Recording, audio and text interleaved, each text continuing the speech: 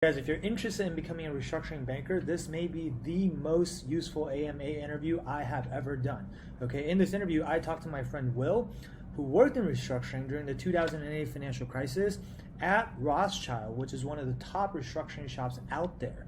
Will also has worked at other prestigious firms like Oaktree Capital Management and D.E. Shaw, and he got his MBA from Wharton as well. So he's a total rock star.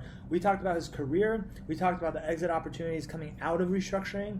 We talked about what restructuring actually is in terms of the day-to-day work, as well as some of the more technical aspects of the job. And we talked about whether it makes sense for you to actually go to business school. So we save time at the end of this value-packed interview for a Q&A as well. So make sure you watch the video until the very end. First of all, guys, I'm really excited about this interview today. I have Will on with me. Will's a good friend of mine.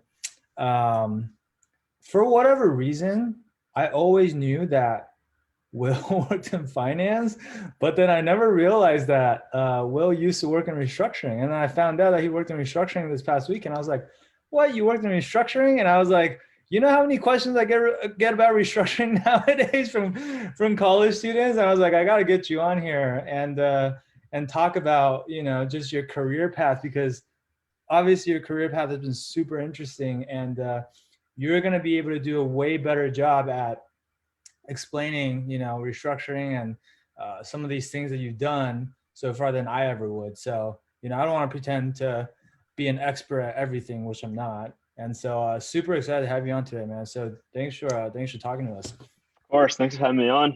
I'm glad we got to talking. Yeah, for sure. To start off, so I kind of already teased this when I sent out the email blast about this live stream. So some people kind of have a preview, but like, I'm not trying to interview you or anything, but can you just kind of like walk us through your career progression to date? Like, after college, what did you do and what have you done up to this point? Yeah, for sure. I'll give you kind of the abridged version, but so I grew up in Virginia, went to UVA. I was actually pre-medicine for all of my undergrad, actually. Okay. And as you get to know me, you'll know I have a lot of FOMO. I think Sam already knows that. And while I was a fourth year in college, I lived in the fraternity house. A lot of my friends were actually part of the McIntyre Business School. They were all kind of cramming for banking interviews, essentially. And they were actually even doing that the semester before. And I was always kind of watching from a distance. But come fourth year, I was a bit, I kind of had a chip on my shoulder at the time, and I was like, all right, this can't be like that hard. It's not, it's not medicine, for example. So yeah. I opened up, so I talked to some of them, and they kind of mentioned me through how to get through some of these interviews. I think there was like the Vault Guide to Finance. I don't know how popular that still is. Yeah. But from there, I was able to get a job in Wall Street. I had a couple of offers. One to Rothschild, one to Bank of America. And given kind of finance wasn't my background, I picked the smaller of the two firms. And that was probably 80% of the decision right there. And so, mind you, this was 2005. So there, the supply demand dynamics of like the job market was probably very different, even from when you graduated, even from, and probably especially until now. Yeah.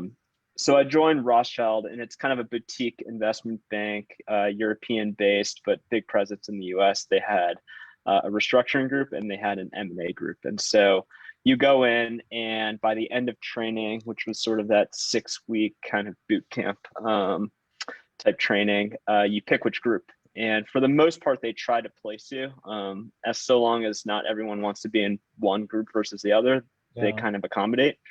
And the choice between restructuring and M&A was kind of interesting too, because M&A was more of like the cooler kids were going into that group.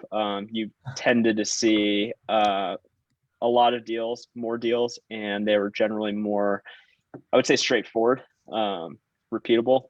Yeah. And a lot of those guys ends up having pretty good exit opportunities. Yeah. And even at that time, this was 2006 when I started, people were already thinking about, hey, what do I want to do after banking? Is buy side kind of where I should be going? And so some things have not changed, I guess. Something, okay. I'm glad. and restructuring was just a little bit, it was kind of like nerdier, but there was also a little bit more of like a badge of honor if you went through that group, because at the time they worked a little bit harder. The deals were just a little bit weirder. There's a bit more complexity, and a few more personalities specifically in that group at that time. As in like senior bankers or? Yeah, senior bankers. A lot of them were kind of restructuring bankers for pretty much their whole career. And you'll learn that once you get into restructuring, it's a very small world, whether it's the advisory committee world or whether it's the legal world. Everyone kind of knows each other, and the buy side world as well. So I picked restructuring. Definitely don't regret it, because it was definitely a more intimate type experience. I think of my analyst class, there was 16. 6 went into restructuring, and they're some of my best friends today, even. So that was great. 06 to 07 was a pretty light year for bankruptcies, let's say. So everyone was kind of scrounging around for kind of deal experience as an analyst. They wanted to get kind of stacked with whomever senior banker they really, I guess, hit it off with during bank training. And 07 to 08 was interesting, because that's sort of where the first cracks in the great financial crisis started to show itself. It was also the year that everyone was also interviewing for kind of buy side roles. I don't know if it's still the case, but everyone kind of interviews like a year early. Now people interview at the beginning of their first year, believe it or not. Nuts. That's so nuts. August or well, this year was different because of the pandemic, so PE firms pushed it back. But like last year, the PE firms, the mega funds, started recruiting in like August or September of their first year, and so people had no deal experience, and they had just gotten to their desk, and they're like, "Oh, you gotta, come in and interview and do these LBO modeling tests and whatever." So it's only getting crazier, man. I'm glad we're old. I'm glad we're old. So we thought it was crazy back then, but I can't really imagine being like a college student today and just the amount of pressure you have to go through, Everything's just getting accelerated, man. Everything's getting harder. Everything's getting harder. It's like we talked about the other day, right? Everything's getting more competitive. Yeah. I mean, if it was August of my first sort of few months in banking, I would have had zero to show for. I barely knew how to do comps. Yeah, exactly. But no, that's cool. So then 07 or 08, you start recruiting for the buy side. I started recruiting, and work was also picking up because the economy was kind of seeing some of the cracks, especially in the credit markets. I locked down an offer to actually join Oaktree Capital in Los Angeles as an analyst in their high yield bonds group. And honestly, moving to California was kind of one of my dreams, even when I was interviewing or applying for colleges. And it ultimately ended up staying in state, but this was kind of like a once in a lifetime thing. Life circumstances kind of permitted, so accepted. I remember that accepted over 24-hour period or so over a weekend, and then that's like how much time they gave you, right? Yeah, that's pretty much. I think I asked for like another 12 hours or something. Extremely small. But I finished up restructuring in 08, and then joined Oaktree in August of 2008, actually. And so the high yield bonds group had been around since Oaktree started in I think 95. It was one of the kind of their legacy flagship type strategies. But by September, when Lehman went down in 08, half the portfolio was actually distressed. And so it was actually an interesting experience, because of the analyst class that joined, or the associate class that joined Oaktree, not a lot of restructuring bankers actually.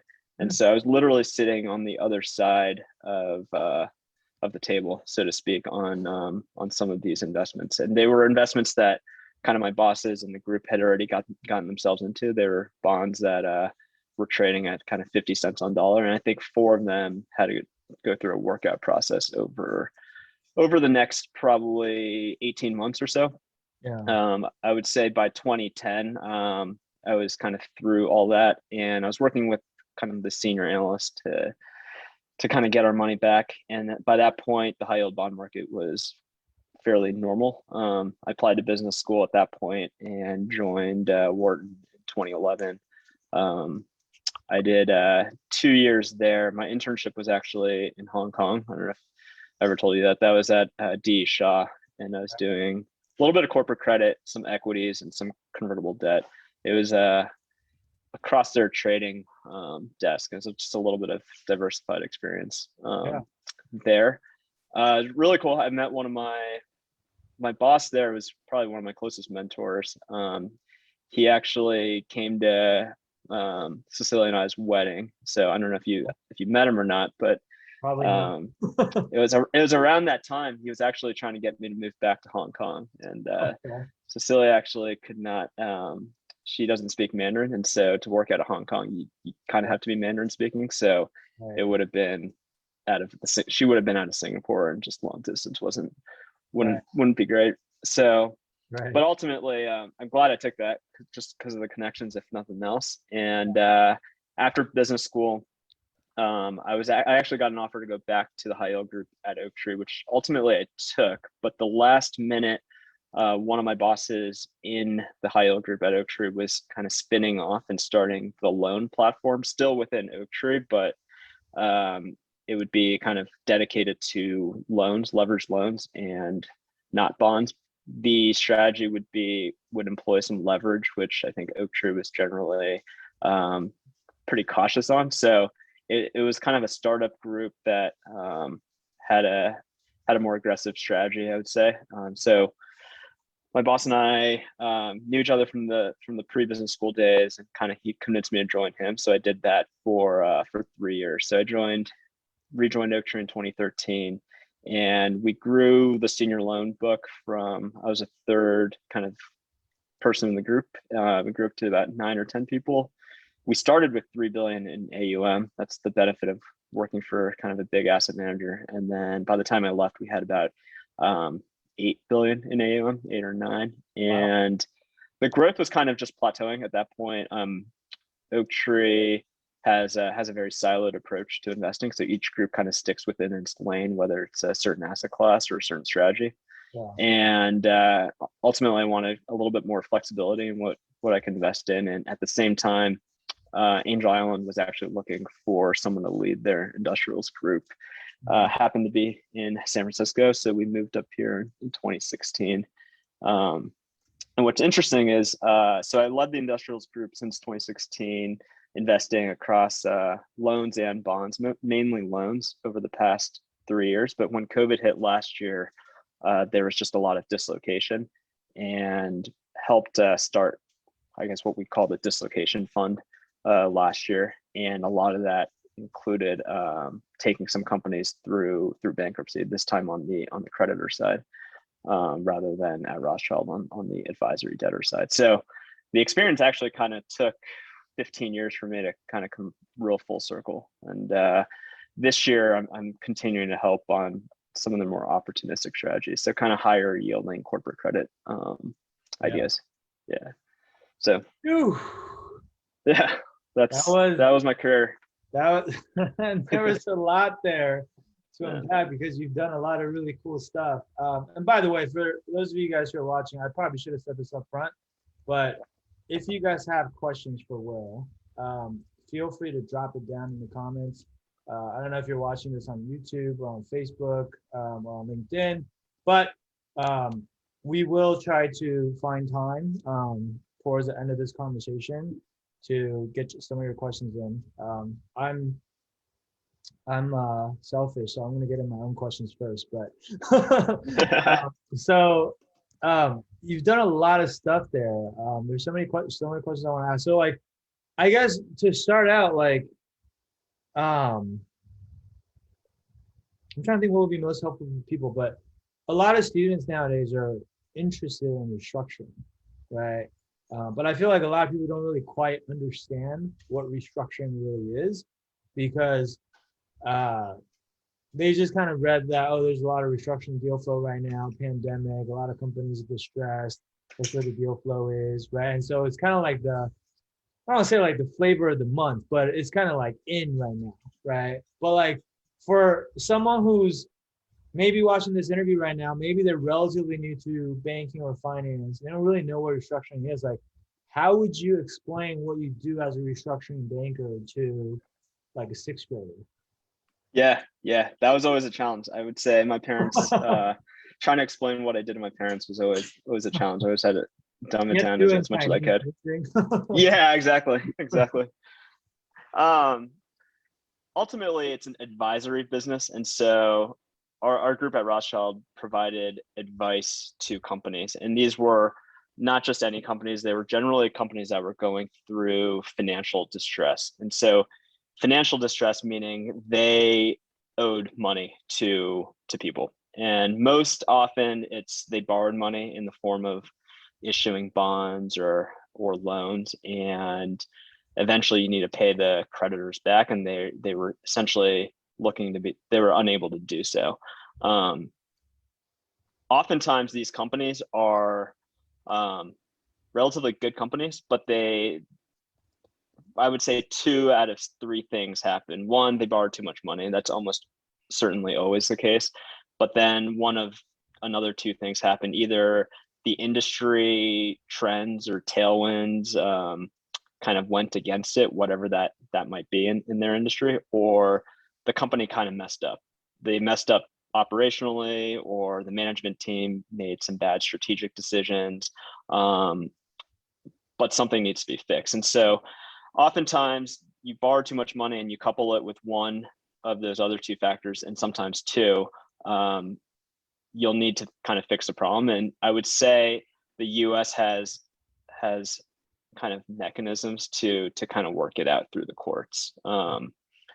That might not be all digestible for a 6th grader or 6-year-old, but but that was pretty good. Like that I think that was pretty easy to understand. So basically, long story short, companies that borrow money, because a lot of companies that go out and they take on debt, right? When they borrow too much, or nobody takes on so much debt to the point where they think like, oh, we're not going to be able to pay this back. No one does it on purpose. But sometimes bad things happen, right? Correct. Like if you're a Blockbuster and then all of a sudden Netflix comes out of nowhere and no one rents DVDs anymore, like you weren't expecting that to happen, right? And so all of a sudden you realize you can't make the debt repayments, you can't pay back the principal, or you can't pay back the interest. And now your lender is going to come after you, and technically they have the right to, I guess, seize your assets or, use that to pay themselves back, right? That's right. So if we go one step further, like when that happens, like, okay, let's say I'm a company and I have all this debt that I took out and I can't pay it back. Now you guys come in as bankers, and we don't need to get like super into the weeds, because I know it's like we can get very technical, but like, I mean, what are some things you can do to help them get out of that bind, so to speak? Like, because I think there are probably like 3 or 4 main options where you can, like different types of bankruptcies or whatever, right? Yep. How would you kind of explain that? Yeah. Before I answer, to take a half step back, if you put yourself in the company's shoes, whether it's the management team or the board, they're not usually going through these really kind of trough and dicey situations. And so that creates kind of the whole ecosystem of these restructuring advisory banks. They are there to kind of help walk the management team through some of these options. Which can be, and these management teams, they may not know who their lenders are. They may not know exactly who the creditors are, and they may not know kind of all the tools at their disposal. So oftentimes the easiest way is to just ask for an amendment to whatever agreement that they have with their creditors. So if it's a bond, they can amend the indenture. If it's a loan, they can kind of change the credit agreement. Maybe they have to extend the maturity of it, or maybe they ask for forgiveness and payment of the coupon. And that oftentimes does the trick, especially if there's a story about a turnaround on the company and the actual financials associated with that. Sometimes that's not enough, and so you can take kind of slightly more drastic measures. So one option is to kind of raise more money and find new investors to put in money, and they can put in that money in the form of equity or debt, or however these new investors can come to an agreement with the company. That can essentially be used as money for the company to take out some of the old investors. And so little bit of a shell game, but ultimately that's usually a short-term solution. So it probably should be coupled with a turnaround story. Sometimes when the financials, kind of the forecast just doesn't look that rosy, you might just have to equitize some of the debt. And so you can do that through maybe like a debt for equity swap. And so that can be done where essentially lenders that lent the company money before, they'll take a haircut to their loan. So if I lent, the company $100, maybe it's not realistic that I get all of that 100 back, but maybe it's realistic that I'll get 50 back, and half of that's in the form of equity, which I can own the company a little bit and then sell that ownership stake later, and then the other half can be in debt. And so that's where it gets to be pretty complex, because the details matter there. Yeah. And there's a lot of different options, and there's usually a lot of different creditors, and it also can be, none of these are mutually exclusive either. So that could also be coupled with new money coming in. And so an advisor can kind of help sort out all the stakeholders, kind of read into their incentives ahead of time, and kind of work with the company to solve that out. And then that can be done, all of this can be done in bankruptcy, which is through a court process, or out of bankruptcy, which is essentially just negotiations between multiple parties. And so like those three options that you just talked about, right? Like, you can ask for an amendment with your creditor. You can raise more money, right? Either debt or equity, or you can do a debt for equity swap. I guess you guys could, I mean, a lot of times you guys are advising the company that's the stress, but probably sometimes you're also advising the creditor on the other side. Right. Like either way, it's kind of like the buy side, sell side equivalent of a traditional M&A deal. There's two sides to every deal, and they both need advice. Right. And you're trying to help your client, whoever you're advising, get the best terms, so to speak. Like you're negotiating the best terms for your client, essentially. Yeah, that's right. That's a good parallel for sure. Because I was like, I mean, okay, so if you ask for an amendment from the lender, I was like, you probably have to give something in return, right? It's probably like give and take, like, yeah, give us 2 more years to pay you back, but I don't know what they give in return, like higher interest or something. I don't know, right? A fee or higher interest, or stricter, more restrictive credit agreement covenants and indentures. More restrictive terms. And I mean, like when you go out and raise debt or equity for a company that's already distressed, I imagine that's not easy to do. Like it's not like you're taking a new sexy startup public or something. It's like, hey, this company is in trouble, which is why they need to raise more money. Do you want to give us money? So like, I mean, how do you, I guess in that case, you're really having to sell the story of like why this company is going to be able to turn it around, so that investors are going to be willing to take that risk. And then I guess on the other side, you're going to have to compensate your investors for that risk in the form of, I don't know, giving them higher returns and through more shares or, better rates.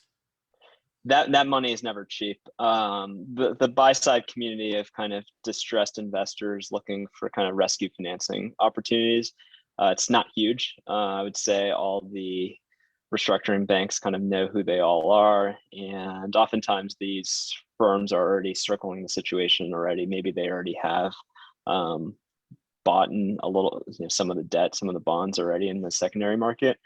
But you're right. I mean, the returns have to be pretty astronomical. Oftentimes they care a lot about value, so getting in at a good price. They care about downside and make sure that things can't erode anymore. And then from there, if there's kind of asymmetric upside, those are usually situations that kind of distressed investors generally like. And who are some of the more well-known distressed, like it's like the Apollos of the world, like Oaktree? I would say, Oaktree had a really big distressed group. They have essentially a closed-end fund. I think when I was there, they raised a $7 billion fund. And then subsequently raised a $10 billion fund. But I'd say Oaktree's really big in it. These days, it's a lot of kind of smaller hedge funds as well. I think part of it is the distressed market's just not quite as big. We've been on quite a long bull run, and then a lot of well, finances, the buy side has kind of consolidated as well, but a lot of par performing funds, they also have their own workout groups as well, and so they may be kind of elbow to elbow with an Oaktree or Anchorage or Got it. Angela Gordon or whomever. Got it. Okay.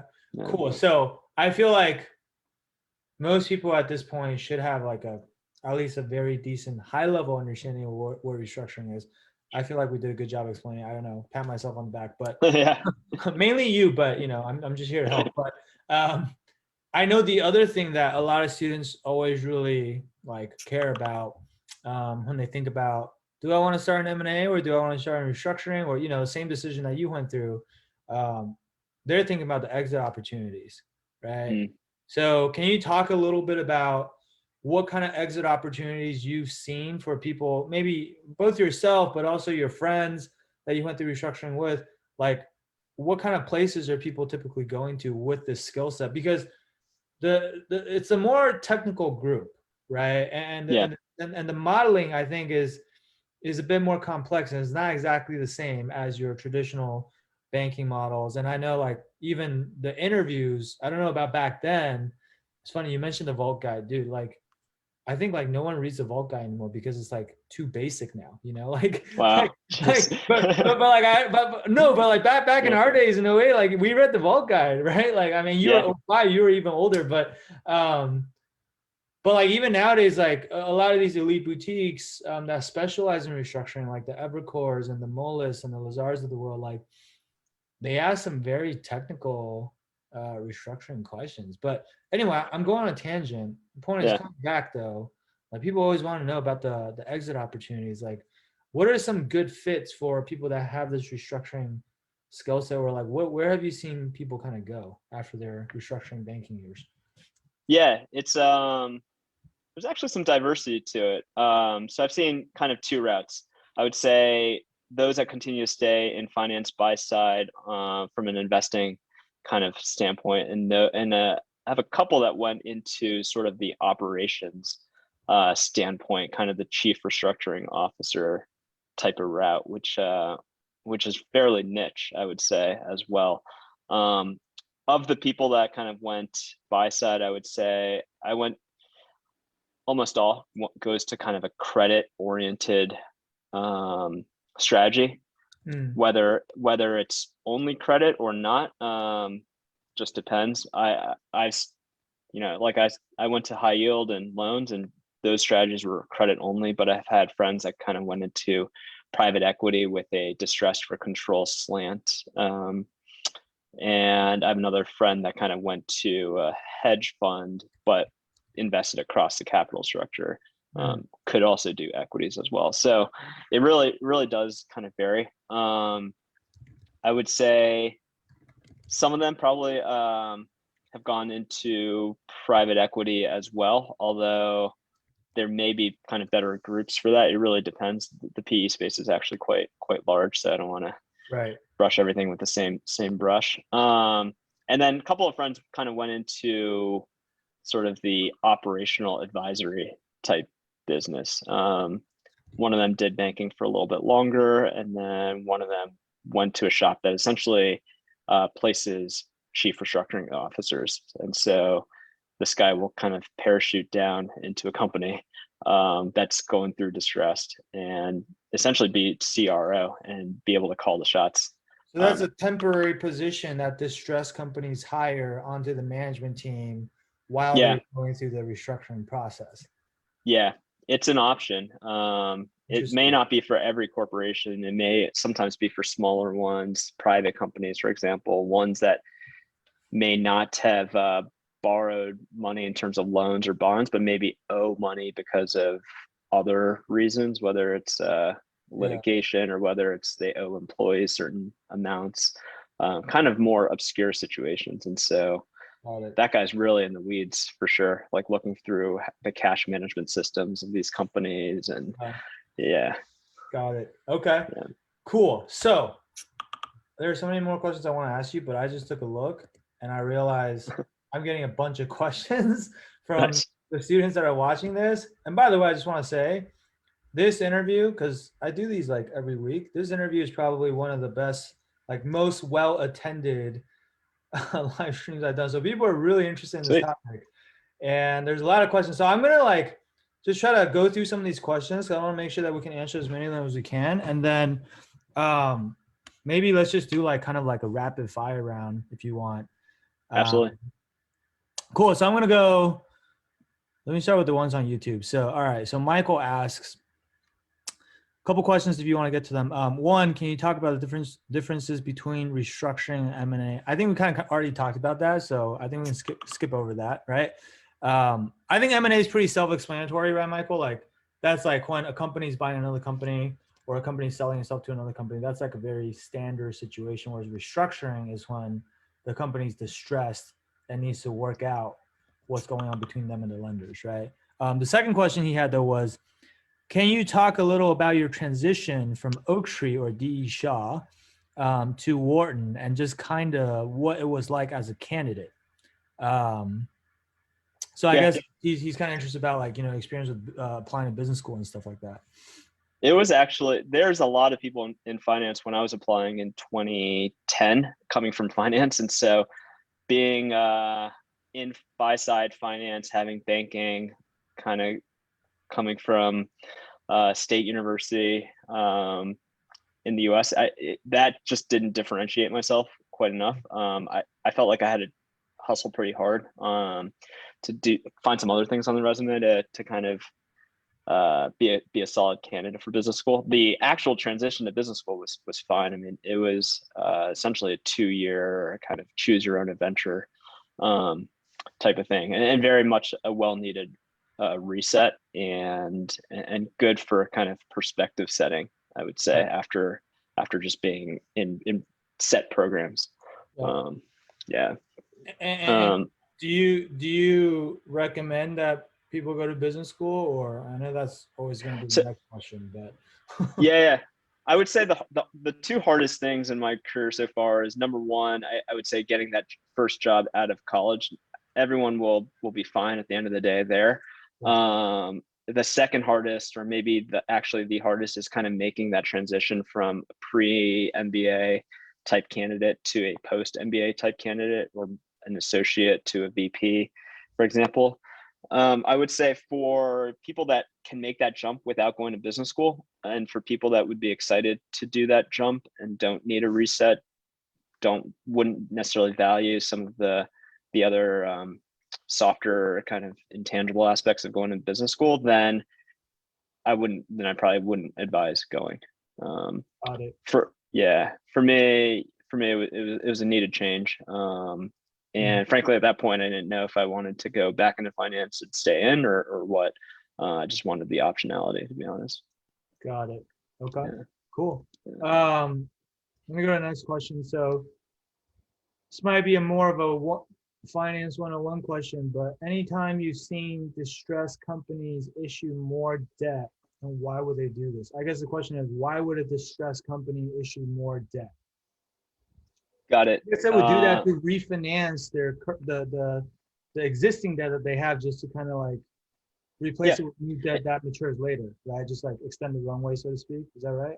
Extending the runway. Yeah. So oftentimes companies borrow substantial amounts. They can't pay it all back at once. Think about, I don't know, a homeowner having a mortgage all due at once. You kind of want to spread it out. So maybe one option is to raise more debt to refinance it out and kind of kick the can down the road. Maybe you raise a little bit more debt to pay off some of it. And oftentimes when debt comes due and it needs to be kind of refinanced, if that happens to be during the middle of a kind of a pandemic or in the middle of an economic recession, it's really hard to raise that money. And so maybe you can raise a little bit then, and then kind of wait. And so buying yourself time having that liquidity runway, as I call it, is super important. Yeah. Okay. Yeah. That makes sense. This next question from Ahmed, this is less of a restructuring specific question, but more of a general career advice question, I guess. He's wondering if you have any networking advice. He's an incoming freshman. He's wondering if you have any advice for reaching out to bankers. I don't know. You've probably been on the other side of of people reaching out to you to network. Like, do you have any things that you really liked when people did that, or things you really hated? Is like, don't do this, you know, when you're networking, for example? It's always better to have a warm lead. And so I would say, as you network, and you have to start somewhere, so maybe this advice is more applicable to once you kind of get the wheel moving. I always ask two questions. Who else would you recommend I talk to about kind of the topics that we've talked about today? Yeah.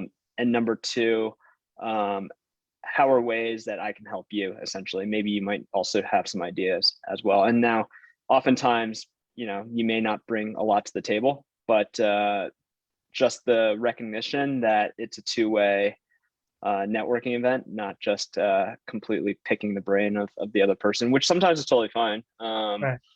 It kind of shows a lot more EQ and kind of shows a lot more long-termism. And I think that helps the networking. Networking never really stops. It just comes in waves for the most part. Right. So, No, you bring up a really interesting point, which is in the business world,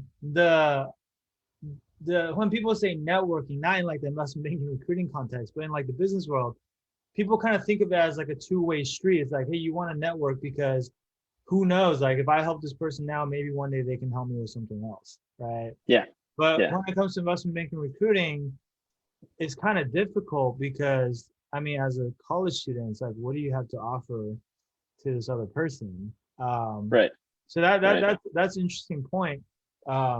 I'm trying to think, if I were a banker and a student asked me that, I'm trying to think what I would ask them for.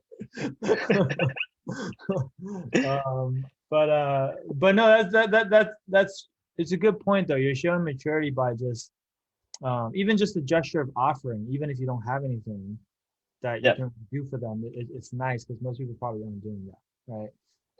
Exactly. Cool. Let me move over to this other question. So on LinkedIn here, Josh asks, what is one recommendation you may have for someone like myself trying to improve as a future prospective fintech professional with regards to the finance world?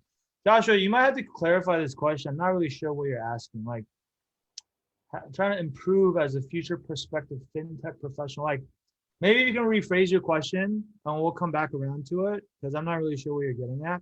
Let me move to, unless you understand it, Will, but I didn't really get it. Let me move to another question. Zion asks, for an undergrad looking to become a restructuring analyst, what skills and experiences on the resume will make him or her stand out as a candidate? That's a good one. Ooh, that's a good one. Will didn't really do anything in college. He was pre-med, like he said. So. Yeah. The guys that were in my restructuring class, of the ones that came to business school and got off to a pretty good start, they had just generally a good conceptual understanding of capital structure, of debt versus equity, of some of those more academic topics that you learn in finance.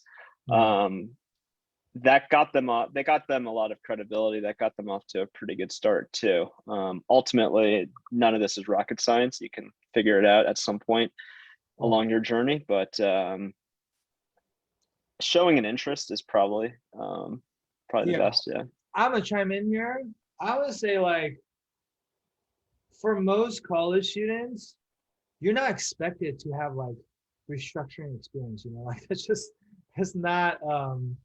that's not reasonable, right? Now, we do have clients that we've worked with that have done like sophomore summer internships at Aries in their rotational program, or, you know, in their credit group, credit investing group. So obviously that would be, I think, highly relevant. If you've done any type of like credit or debt related internships, which I would say are less common than things you Yeah. could do on like the equity side, right? But even if it's not, like if you just have other finance internships, you worked at a small investment bank or you worked at a small private equity firm, like I think that's totally cool too. Right? I've also seen, um, this is rare. Like there's a lot of student run investment funds on most campuses now, but I think at like a couple of schools, I've actually seen um, restructuring clubs. Like someone started a restructuring club, which I don't really know what they do in the club, but like maybe they just like read up on restructuring deals and talk about it. But yeah, like if you start a club like that on campus, like if you're really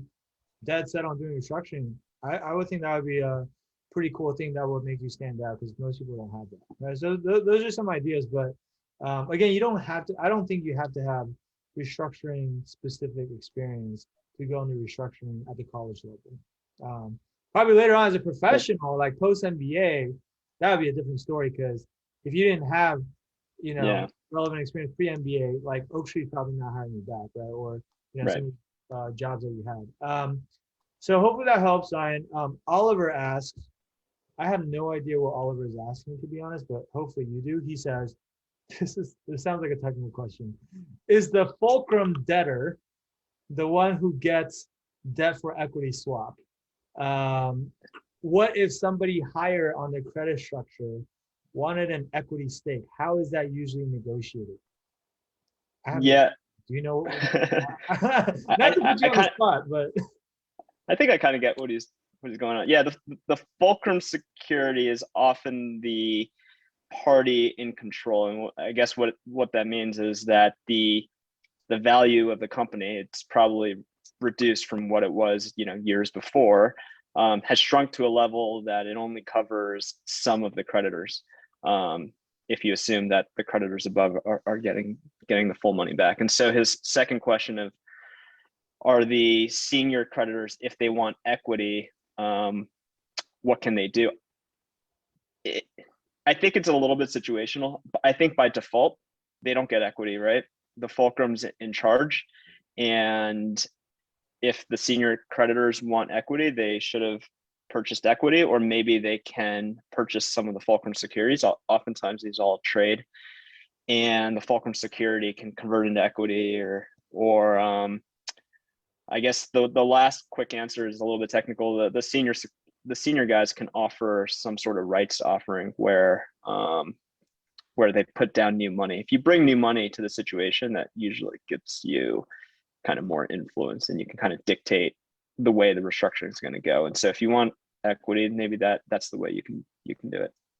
got Yeah. it. Okay, Yeah. cool. Yeah. Dude, I'm not a restructuring banker, so that totally flew. But I'm glad you're here, man. See, this is what I'm saying. I need someone more qualified in here to talk about this stuff. So Brian asks, how do lenders like the covenant light agreements? How much pushback is there? There's not enough pushback, and I would say over the past 7 years, they haven't put enough thought in it. So they're not thinking, oh, this is something I dislike. Today's a crappy day at work. They're just not thinking about it. There's the lender community for leveraged loans specifically is quite fragmented. Yeah. And I would say 70% of the market is CLOs, which are investment vehicles that kind of abide by predetermined rules. So they're not necessarily pushing back on a deal by deal basis, or kind of treating each kind of loan maybe with the duty and care that they should.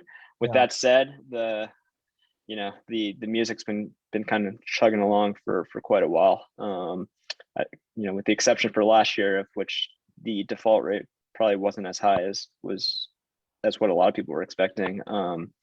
Things continue to plug along, and there's a lot of cash out there. So covenant light kind of sucks. Right now I'm trying to look at a more opportunistic strategy, and so the opportunities we look at, there's just not a lot of events that could bring me to the table and allow me to kind of exert a little bit more influence into how I could be getting my money back as a creditor. So oftentimes a trigger is I just have to wait till the loan comes due, and that could be 4, 5, 6 years out. in which case the world could be completely different for some of these companies. And so covenant light kind of stinks. Yeah. So, but it's just the virtue of all these loans these days. You bring up a good point. I mean, everyone's always trying to predict what's going to happen in the markets. I mean, this bull run has been going on since '08, really, since I graduated, and there were definitely multiple times along the way where I was like, this has got to stop soon, right? And then I've been wrong every single time. So I don't know. Ask Jerome Powell; he'll know. Yeah, exactly. We'll control it.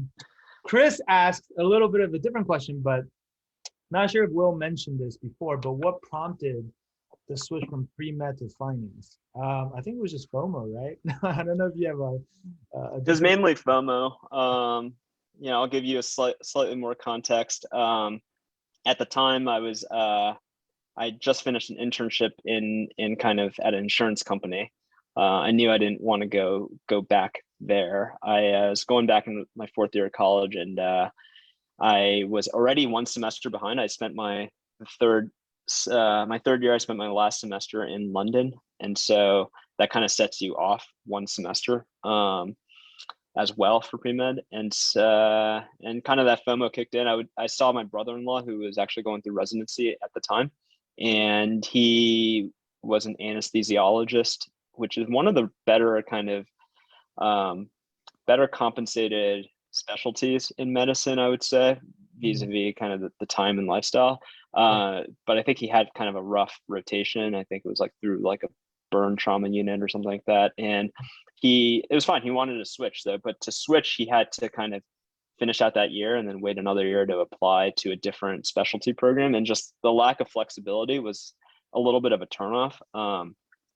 More than anything. So I was like, if I want to go back into medicine, all I need to do is just take another semester of classes and take the MCATs. It's not that big of a deal. The hard part's mainly over. But if I want to do banking, now's the time to do it.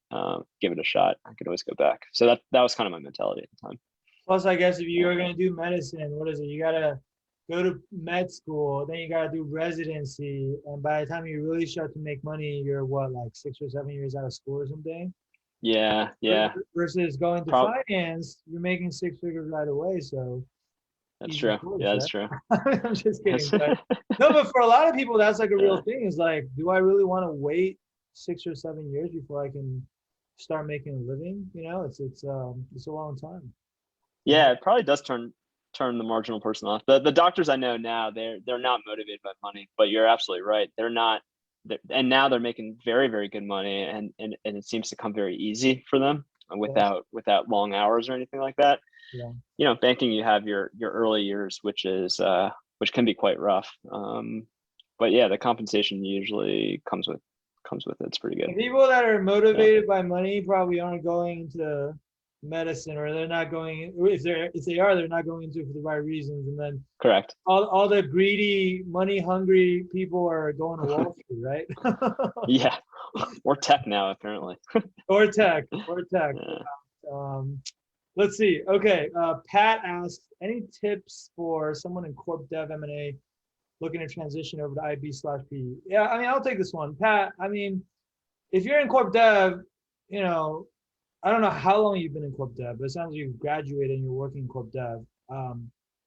I think the longer you've been out of school, the harder it becomes to transition to IB. So like if you're only like 1 or 2 years out of school, we just helped a client transition from Corp Dev into banking. So he's going to Piper Sandler, for example, which is, a pretty good middle market bank, right? So it can be done, but, it's going to require a lot of, networking and interview prep and, all the same things that you would have had to do back in college, right? Which if you're looking for help for that, we can definitely help you with that. Just like reach out to our team. You can book a call with us. But also right now, like if you are looking to lateral into banking, now is actually a good time to do it because all these banks are super busy. There's all these SPACs going on.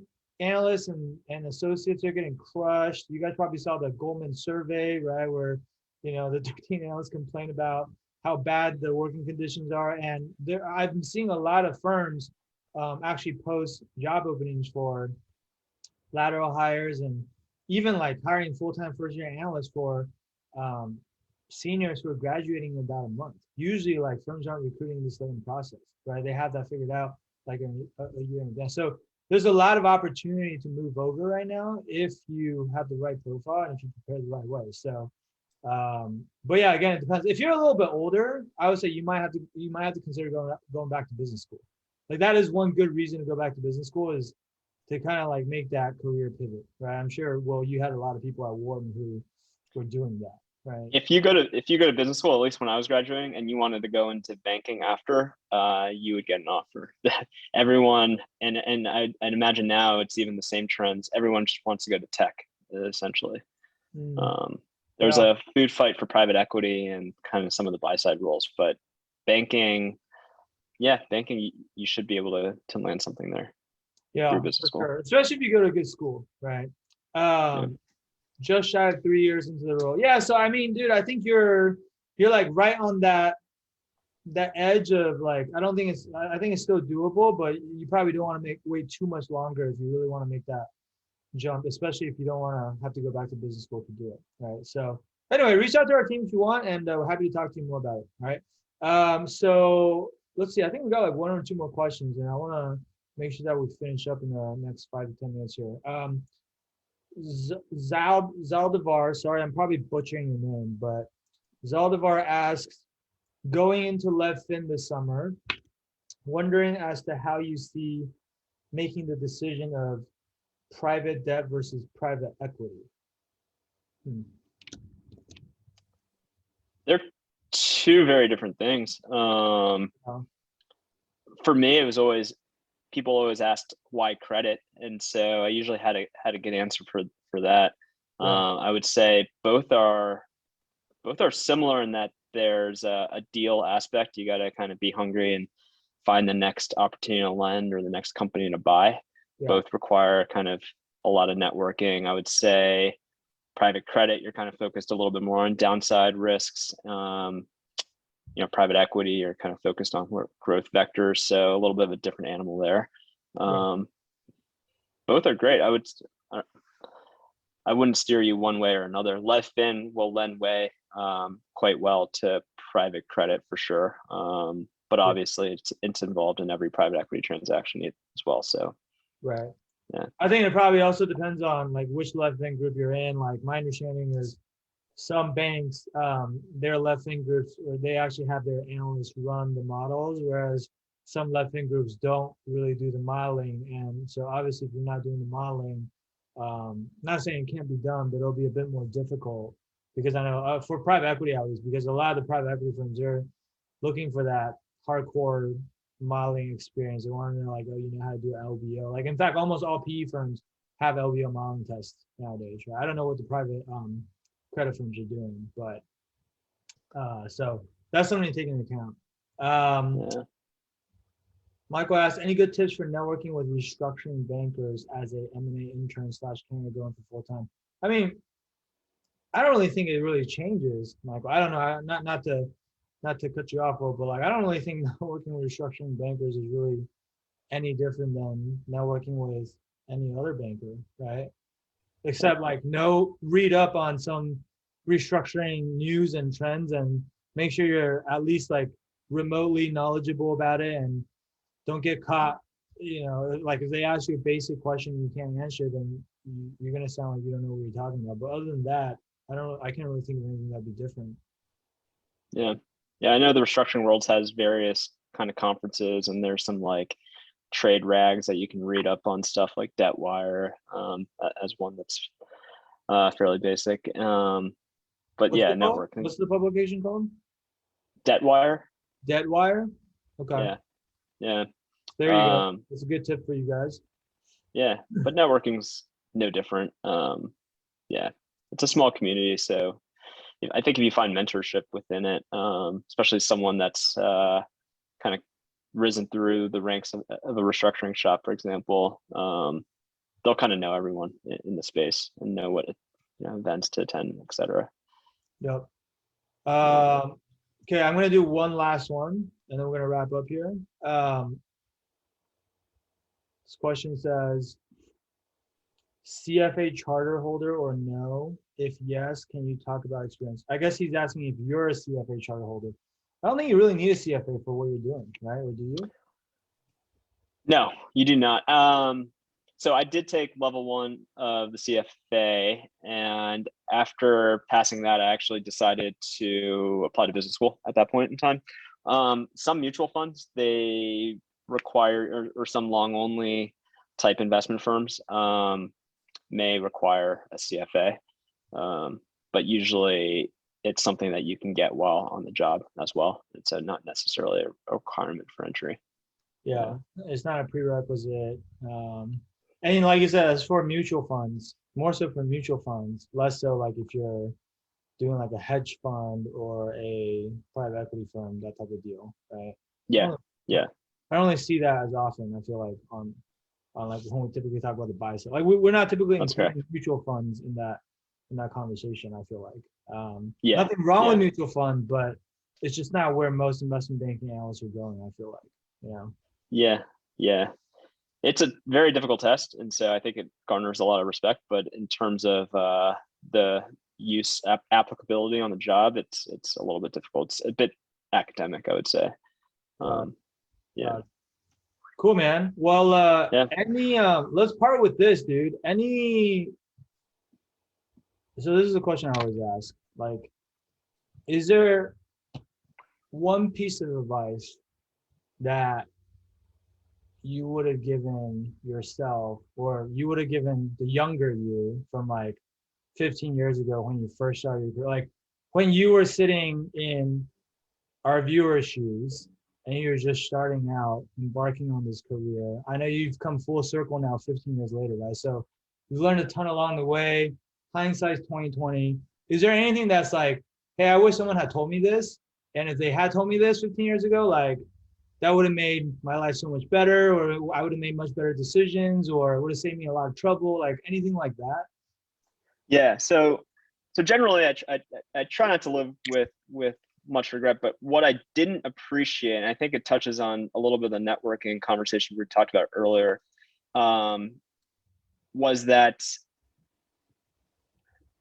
sort of the transactional nature of kind of my networking pre, say, business school, probably didn't open up as many kind of doors. I don't know, because it's just an alternative kind of universe. The story I like to tell is actually one of my coworkers who actually went to business school with me, and when we were graduating in 2013, I think he was interviewing at Tomo Bravo or something like that, and he was kind of bummed out he didn't get it for whatever reason. It had nothing to do with his qualifications. I think they were just moving in a different direction in terms of hiring needs or something. But he's the type of guy that definitely has that growth mentality, and he didn't take it personally, but he was actually like, how can I help you?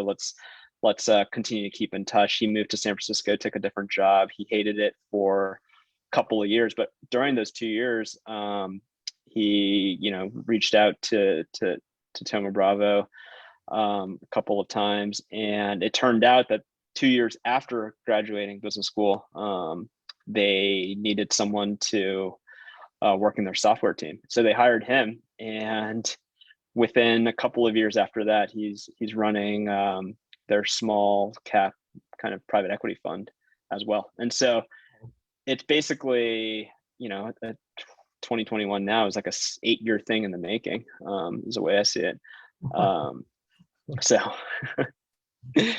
had I, the advice I'd give to myself, I guess, starting out my career, was kind of having that growth mentality in terms of thinking kind of what's possible if I treat everything more as a long-term relationship versus just a transaction. And it's easy to get into that mindset, particularly in New York, where it's very much a kind of a hustle and bustle type of culture. Yeah. That's gold right there. I don't think, I mean, you're absolutely right. Like, especially nowadays because I don't think you even realize, I mean, I live this every day because I'm working with students and trying to help them get into banking, but like the amount of networking that students have to do nowadays to get into banking is like pretty absurd. and it's way more than we ever did back in our days. But when you have to do so much networking on top of keeping your grades up in school, on top of getting relevant internship experience, on top of doing clubs, on top of like learning all your technicals and your behaviors and whatever, like it's really easy to get into this mode of just making it very transactional, right? And just like, you're just trying to kind of like not burn through, but like, just go through all your leads as quickly as you can. But you never know when these contacts can come back and help you later on down the road. And that's how real networking is supposed to be done, which is like more of this long-term approach and you help me and I help you type of thing, right? And so that's great advice, man. And a lot of wisdom there, gained through the 15 years of wealth of experience that you had.